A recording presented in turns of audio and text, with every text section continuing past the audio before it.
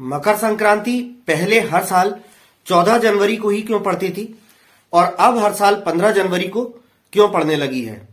जानने के लिए वीडियो को अंत तक पूरा देखिएगा।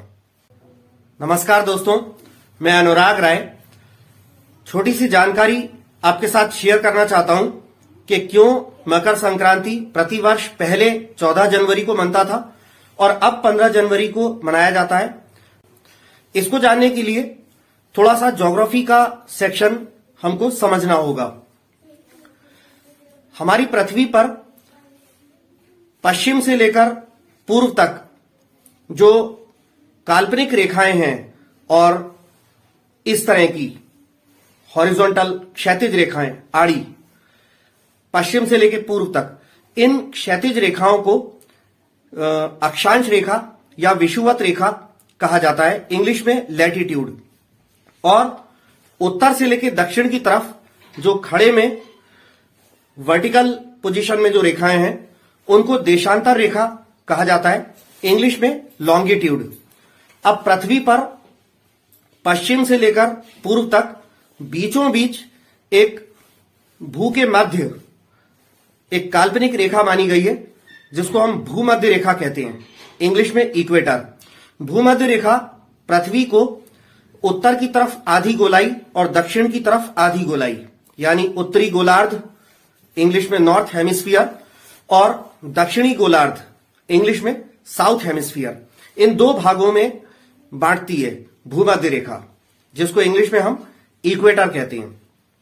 अब ये जो भूमध्य रेखा है इक्वेटर से 23.5 डिग्री उत्तर की ओर जो अक्षांश रेखा है लैटिट्यूड, उसे कर्क रेखा कहा जाता है, इंग्लिश में ट्रॉपिक ऑफ कैंसर। और भूमध्य रेखा से ही 23.5 डिग्री दक्षिण की तरफ जो अक्षांश रेखा है उसको मकर रेखा कहा जाता है, यानी कि इंग्लिश में हम उसको कहते हैं ट्रॉपिक ऑफ कैप्रिकॉर्न। अब यहां पर आपको एक बात और जानना आवश्यक है। आप में से बहुत लोगों को पता भी होगा कि हमारे सौर मंडल में सूरज के अलावा 8 अन्य ग्रह हैं और उन ग्रहों के अपने अपने उपग्रह भी हैं। जैसे पृथ्वी का एक उपग्रह है चांद, कुछ हमारे ब्रह्मांड में कुछ और भी ऐसे ग्रह हैं जिनके पास एक से ज्यादा चांद है। पृथ्वी वालों को एक चांद दिखता है, कुछ अन्य ग्रहों पर कई सारे चांद हैं। तो हमारे सौर मंडल में सूरज है, 8 ग्रह हैं, इन ग्रहों के अपने अपने उपग्रह हैं, अनंत की संख्या में, असंख्य की संख्या में तारे हैं, असीमित आसमान है। ये हमारे सौर मंडल में है। और हमारा जो पूरा सौर मंडल, हमारा जो पूरी आकाश गंगा है, उसको इंग्लिश में मिल्की वे के नाम से जाना जाता है। हमारे ब्रह्मांड का नाम मिल्की वे है। तो अब ये जो उपग्रह हैं ये अपने ग्रह के चारों ओर घूमते हैं। सपोज कीजिए कि मेरे आप इस हाथ को, इस वाले हैंड को पृथ्वी मान लें और ये वाला चंद्रमा है, तो चंद्रमा पृथ्वी के चारों ओर गोल गोल गोल गोल घूमता है और पृथ्वी इसको चंद्रमा को लिए लिए सूरज के चारों ओर गोल गोल गोल गोल चक्कर लगाती है। पृथ्वी को सूरज का के एक छोर से चक्कर लगाकर पूरा घूमकर वापस उसी जगह आने में 1 साल लगता है, ये ऐसा माना जाता है। परंतु 365 दिन 6 घंटे 9 मिनट का समय लगता है। तो 4 वर्षों में 6-6 घंटे के हिसाब से 24 घंटे बढ़ जाते हैं, इसीलिए 4 वर्षों में 1 दिन बढ़ जाता है। 4 वर्षों बाद लीप ईयर आता है जिसमें 366 दिन होते हैं, 366 डेज होते हैं। और ये सारे ग्रह जो हैं, ये सारे ग्रह सूरज की परिक्रमा लगा रहे हैं और सूरज भी इन सभी ग्रहों को लिए लिए हमारा जो ब्रह्मांड है, हमारी जो आकाशगंगा है मिल्की वे, उसका चक्कर लगा रहा है सूरज भी। और उसके सेंटर में जो है सुपर मासिव ब्लैक होल है, या हम यूं कहें कि सूरज इन सभी ग्रहों को लिए हुए पृथ्वी को, बाकी सारे जो ग्रह हैं, मंगल, बुध, जुपिटर आदि सारे जितने भी ग्रह हैं, इनको लिए हुए सूरज मिल्की वे का या फिर सुपर ब्लैक होल का चक्कर लगा रहा है। अब इस सारे घूमने फिरने में, इन सारे ग्रहों के, पृथ्वी के और सूरज के घूमने में, पृथ्वी और सूरज की आपस में एक दूसरे से जो पोजीशन जो बदलती है वो कैसी होती है कि सूरज जो है मकर रेखा से चलकर 6 महीने में कर्क रेखा पर आ जाता है। कर्क रेखा से आगे उत्तर की तरफ सूरज नहीं जाता, कर्क रेखा पर आ जाता है और अगले 6 महीने में कर्क रेखा से सूरज वापस मकर रेखा पर आ जाता है। तो ये इस तरह से सूरज और पृथ्वी की जो है पोजीशंस चेंज होती रहती हैं। तो जब तक सूरज मकर रेखा अभी मकर रेखा पर आ गया है, आज संक्रांति है, मकर संक्रांति है, सूरज अभी मकर रेखा पर है, तो वहां उत्तर की तरफ उत्तरी ध्रुव पर जो नॉर्थ पोल है, नॉर्थ पोल पर अब 6 महीने तक रात रहेगी, क्योंकि नॉर्थ पोल पर सूरज की किरणें नहीं पहुंच पाएंगी। और अब सूरज जो है, ऐसा बोला जाता है कि मकर संक्रांति पर सूरज उत्तरायण हो जाती है। उत्तरायण का मतलब है अब सूरज उत्तर की ओर ट्रेवल करने लगेगा और सूरज को मकर रेखा पर से 6 महीने का समय लग जाएगा कर्क रेखा पर आने में। जब सूरज 6 महीने बाद कर्क रेखा पर आ जाएगा तो फिर नॉर्थ पोल पर दिन हो जाएगा और सूरज की किरणें जो है साउथ पोल पर पहुंचना बंद हो जाएंगी। तो 6 महीने तक साउथ पोल पर, दक्षिणी ध्रुव पर रात रहेगी। अब यहां पर मैं आपको एक बात और बताना चाहता हूं कि सूरज जो है प्रत्येक वर्ष सूरज जो है हर एक राशि में प्रवेश करता है। तो सूरज तो मेष राशि में भी आता है, मिथुन राशि में भी, वृश्चिक राशि में भी, तुला राशि में भी, कन्या राशि में भी, सिंह राशि में भी, धनु राशि में भी, वृषभ राशि में भी, मकर राशि में, प्रत्येक राशि में सूरज आता है, प्रवेश करता है। उसको संक्रमण या संक्रांति बोलते हैं, जो हम मकर संक्रांति के नाम से जानते हैं। तो मकर संक्रांति का अर्थ है मकर में संक्रमण होना, मकर राशि में प्रवेश होना। संक्रांति का अर्थ है संक्रमण या प्रवेश। और किसका प्रवेश? सूर्य का प्रवेश। सूर्य का संक्रमण होता है मकर राशि में, तो इसलिए उसको मकर संक्रांति बोलते हैं। तो हमारे साल के 12 महीने में सूरज का प्रत्येक राशि में प्रवेश होता है। धनु राशि में भी होता है, तुला में भी, हर एक में होता है। तो धनु संक्रांति भी होती है कि धनु में सूर्य का संक्रमण हुआ, तुला संक्रांति भी होती है, मेष संक्रांति भी होती है। पर मकर संक्रांति को ही क्यों मनाया जाता है, ये बात। अच्छा, इसको हम बाद में समझते हैं कि मकर संक्रांति ही क्यों मनाई जाती है। भारत में तुला संक्रांति, मेष संक्रांति, धनु संक्रांति क्यों नहीं मनाई जाती, इसको बाद में हम समझते हैं। पहले ये जान लें कि 14 जनवरी को ही क्यों मनता था, अब 15 को क्यों मनने लगा है, और आगे फिर कुछ वर्षों बाद 16 को क्यों मनेगा।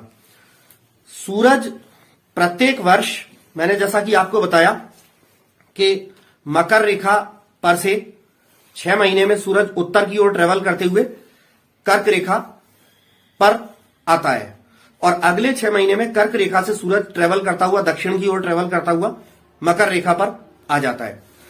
सूरज अभी जो मकर राशि में, मकर रेखा पर आने का मतलब है मकर राशि में प्रवेश करना। अभी सूरज जो मकर रेखा पर आया है, मकर राशि में सूरज का जो प्रवेश हुआ है वो धनु राशि से निकलकर हुआ है। धनु राशि से सूरज निकलकर मकर राशि में प्रवेश किया है। तो धनु राशि से निकलकर मकर राशि में आने में सूरज को 20 मिनट का समय लगता है, प्रतिवर्ष 20 मिनट का समय लगता है। तो इसमें हर वर्ष 20 मिनट बढ़ते जाते हैं। उदाहरण के तौर पर मैं आपको बताता हूं कि जैसे मान के चलिए अभी इस साल सूरज का मकर राशि में प्रवेश 15 जनवरी को रात्रि या अपन 12 बजे के बाद अगला दिन लग जाता है। तो 14 तारीख को जो रात के 12 बजे थे, 12 बजे के बाद 15 जनवरी लगी, तो रात के 1:40 पर अपन ऐसा मान लें, अगर 1:40 पर सूर्य का मकर राशि में प्रवेश हुआ, तो दोबारा से अगले साल जब सूरज का प्रवेश होगा तो 1:40 पर ना होते हुए 2 बजे प्रवेश होगा, 20 मिनट बाद, क्योंकि सूरज को धनु राशि से निकलकर मकर राशि में आने में 20 मिनट का समय लगता है। तो प्रत्येक वर्ष 20 मिनट से सूरज आगे चला जाएगा। तो इस साल 1:40 पर आया सूरज मकर राशि में, अगले साल 2 बजे, उसके अगले साल 2:20 पर, उसके अगले साल 2:40 पर। इस तरह से सूरज हर साल 20 मिनट ज्यादा फास्ट हो जाता है।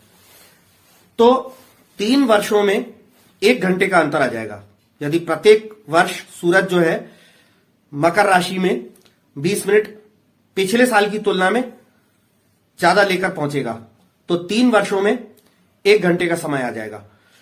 और 24 घंटे का समय आने में 24 में अगर हम 3 का मल्टीप्लाई करें तो 72, तो 72 वर्षों में ऐसी स्थिति निर्मित हो जाएगी कि 72 वर्ष में सूरज फिर 1 दिन बाद मकर राशि में प्रवेश करेगा, धनु राशि से निकलकर।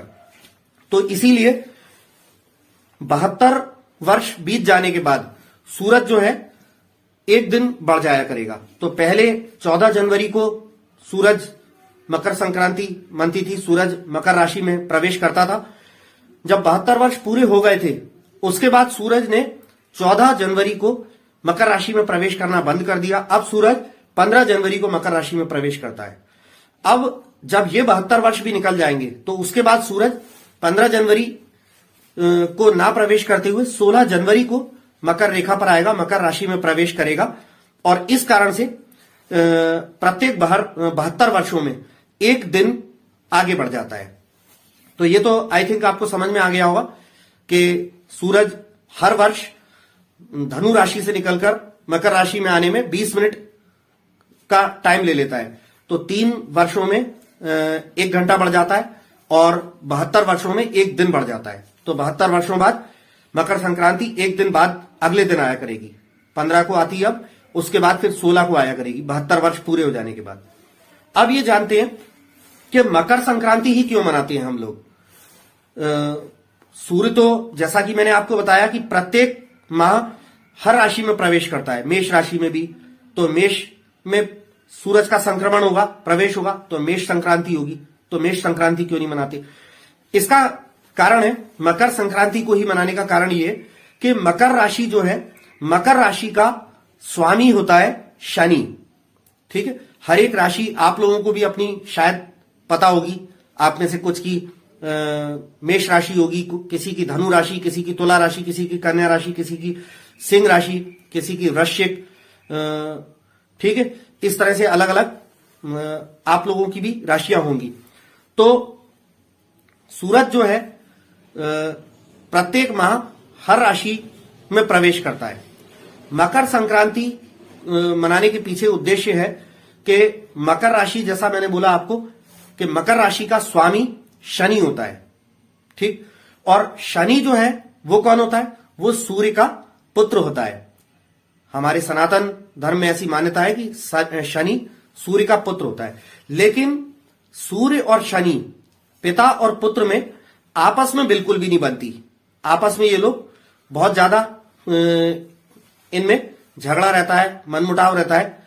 ऐसी हमारे यहां मान्यता है कि सूर्य और शनि, इसीलिए शनि जो है सूर्य से बहुत ज्यादा दूरी पर स्थित है। तो पिता पुत्र सूर्य और शनि में आपस में बातचीत नहीं होती और इनमें आपस में कभी भी नहीं बनती। लेकिन मकर राशि में सूर्य का प्रवेश होना, मकर रेखा पर सूर्य जब आता है, अब 15 जनवरी को आने लगा है, तो इसको ऐसा माना जाता है कि रूठे हुए पिता और पुत्र जो है वो आपस में मिले हैं। पिता का सूर्य, पिता जो बोल रहा हूं उससे आशय मेरा पिता सूर्य से, कि रूठे हुए पिता यानी सूर्य का मकर राशि में प्रवेश होना। मकर राशि शनि का घर है और शनि सूर्य का पुत्र है। तो मकर राशि में सूर्य का आना मतलब है कि वो रूठे हुए पिता सूर्य का अपने बेटे शनि के घर में आना। इस वजह से हम इसको एक पर्व के रूप में, त्योहार के रूप में मनाते हैं। इस दिन रूठे हुए पिता पुत्र सूर्य और शनि जो है आपस में इनके मनमुटाव दूर होते हैं। ये दोनों पिता पुत्र मिलते हैं और इस दिन को हम एक पर्व के रूप में, एक त्योहार के रूप में मनाते हैं। इसके पीछे कारण यह भी है कि सूर्य जो है यही, इसी से हमारा संपूर्ण ब्रह्मांड जो है अस्तित्व में है।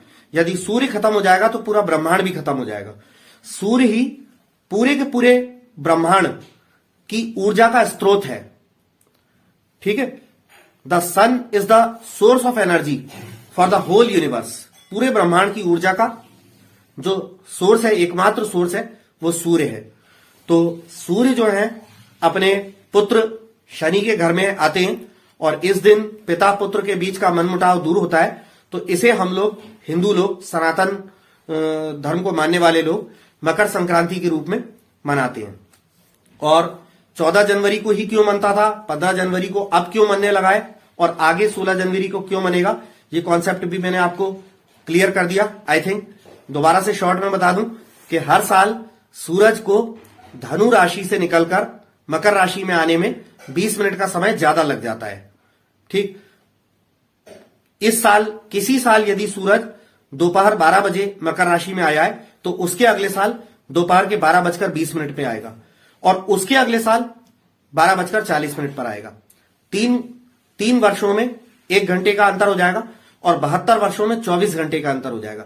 तो 72 वर्ष पूरे होने पे सूर्य एक दिन बाद मकर राशि में आया करेंगे और एक दिन बाद मकर संक्रांति मना करेगी।